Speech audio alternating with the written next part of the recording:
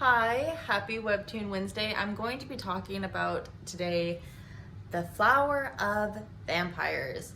This one you can read on TAPPYTOON, if I remember correctly. It is not complete, it is still ongoing. There's 70 something chapters released right now. You follow Louis, who is a vampire, and Seong, who is a human.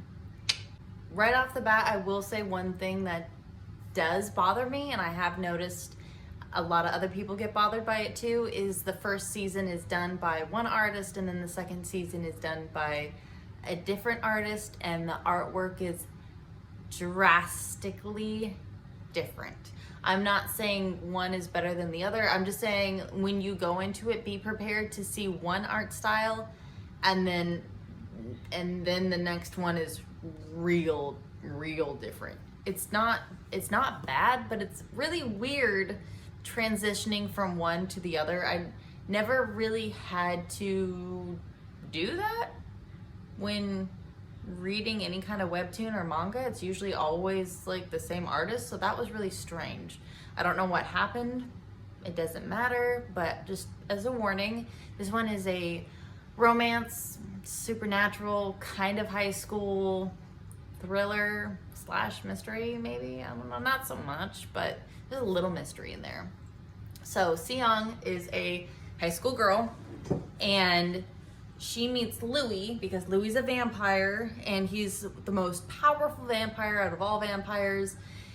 And there's monsters now in the human world, so because there's monsters, the vampire council makes Louis go to the human world, or suggests Louis go to the human world to take care of him. Louis is 500 years old and he still looks like a 12-year-old. Not because he has to, but because he chooses to, because he doesn't want to go through like the adulting ceremony. I can't remember what the actual name for it is, but it's like a ceremony or process where your body just changes. Now he can go through, like randomly he'll look like an adult depending like what's going on. It happens a couple times where there's like a really intense situation, he uses certain kind of magic and he turns into his older form, but it doesn't last long and he always reverts back to his childlike form. Now when he's going to the human world to try and hunt down monsters, he follows like a weird kind of energy and meets this girl who's dead. The dead girl happens to be Seong's like best friend, so he reanimates her corpse to talk to Seong because Seong has a weird energy too. And he just decides on the spot that he wants Seong to help him find the vampire flower, or the flower of the vampires, which is like the biggest part of this whole story, is that they're trying to find this flower. Whoever owns the flower is the vampire lord, and the last vampire lord died 15 years ago and the vampire flower disappeared. So when the flower disappeared, the vampire lord and like his 7 disciples all died, right? They're gone now. So another council was made, and there's a lot of issues going on in the vampire world. Like the high elites, like the 7 or 8 that are on the council, don't want any of the lower ranking vampires to know about the flower, because then they think all these vampires are going to try to find the flower so they can become the dragon lord, the vampire lord. So even like one of the members on the vampire council has killed like a bunch of the low ranking vampires. Like he's not nice, all right? There's some bad guys in here. So Louis meets Seong and decides that he's going to make a contract with her to get her to help him find the flower, and in return he's going to help her find out who and why her friend died. So she's just like, yeah, I want to do that, because she wants to know who killed her friend. I get it, kind of.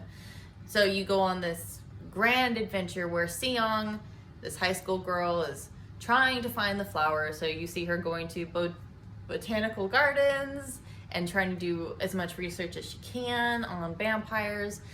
There are other bad guys that come in, like aside from monsters, which to me, I wish there was more to the monsters, because it really it's kind of like a cheap way of going about it, or like a really skimpy way, is they're just like black blurs with red eyes, and it kind of just reminds me of like a ghost almost, but they're supposed to be monsters or demons. So I wish there was more to it, something more graphic, something more detailed, maybe something more scary, but you don't get that. And I understand in a sense why they wouldn't want to put that much effort into it, but at the same time I wish they did, because I think it would have added a lot more, not depth, but just like it would add more to the art. It would have been cooler.